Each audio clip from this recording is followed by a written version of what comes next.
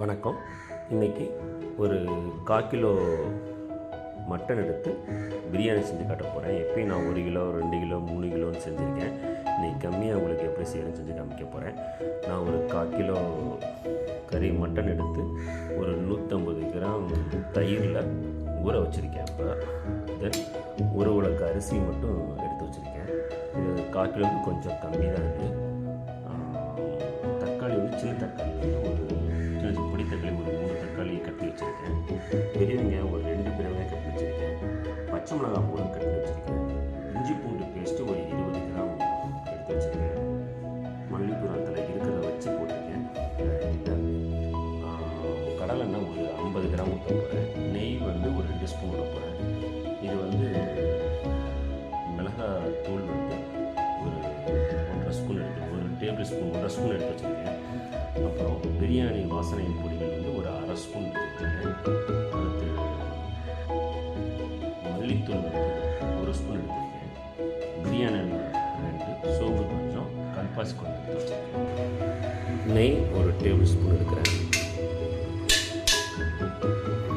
நெய் ஊற்றினப்போ கடலை ஒரு 50 கிராம் ஊற்றுறேன். 50 ml. எண்ணெய் காய்ச்சதுக்கப்புறம் பட்டை பிரியாணி இதெல்லாம் போடுறேன். இந்த ஸ்டேஜில் எப்போயுமே நான் எண்ணெயில் மிளகாத்தூள் மிக்ஸ் பண்ணிடுவேன். நிறம் நல்லா கொடுக்கணுங்கிறதுக்காக ஃபஸ்ட்டு எண்ணெயில் இந்த மிளகாத்தூள் மிக்ஸ் பண்ணிடுவேன். இஞ்சி பூண்டு பேஸ்ட்டு அந்த 20 கிராம் போட்டுறேன். இஞ்சி பூண்டு பேஸ்ட் போட்டோடனே இந்த பெரிய வெங்காயம் பச்சை மிளகாய் போட்டு 2 நிமிஷம் கழித்து கிண்ணதுக்கப்புறம் தக்காளி போடுவேன். வெங்காயம் போட்டேன். நல்லா அது கொஞ்சம் கிண்ட போகிறேன். அதில் தக்காளியும் சேர்த்து மிக்ஸ் பண்ணிட்டேன். நல்லா கொஞ்சம் பேஸ்ட் மாதிரி ஆகிறதுக்கு ஒரு 3 நிமிஷம் 4 நிமிஷம் கிண்ட போகிறேன்.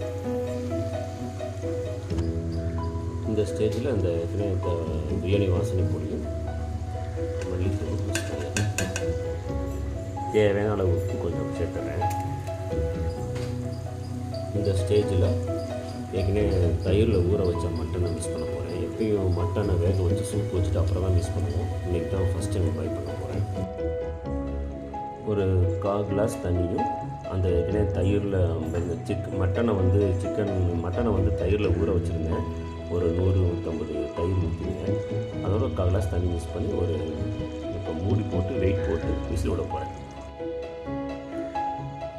அப்படியே கறியை குக்கரில் வச்சு மூடி விசில் விட்டேன்.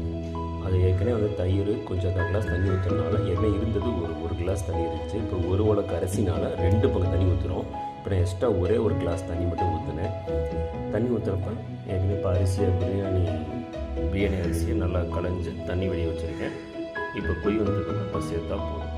இந்த ஸ்டேஜில் உப்பு உரம்பு செக் பண்ணி நமக்கு வேணுங்கிற அளவுக்கு போடணும். உப்பு கொஞ்சம் காட்டு இருக்கிற மாதிரி கொஞ்சம் தூக்கலாக இருக்கிற மாதிரி போட்டால் தான் கரெக்டாக வரும். சோறு மிஸ் ஆகி வரும். அரிசி போட்டேன். தண்ணி லைட்டாக சுடுன்ற மாதிரி ஸ்டேஜில் நான் காமிக்கிறேன். அந்த ஸ்டேஜில் மூடி போட்டு விசில் போட்டு அடுப்பை சிம்மில் வச்சு ஒரு 1/4 மணி நேரம் விட்டுறணும். அப்படியே தம் மாதிரி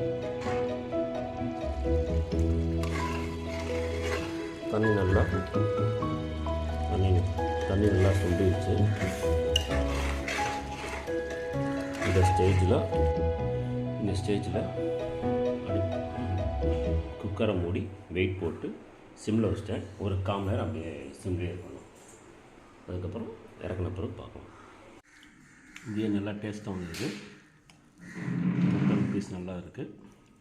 குழையாமல் நல்லா இருக்குது. இதே மாதிரி செஞ்சு பாருங்கள். சப்ஸ்கிரைப் பண்ணுங்கள், லைக் பண்ணுங்கள், ஷேர் பண்ணுங்கள். தேங்க்யூ.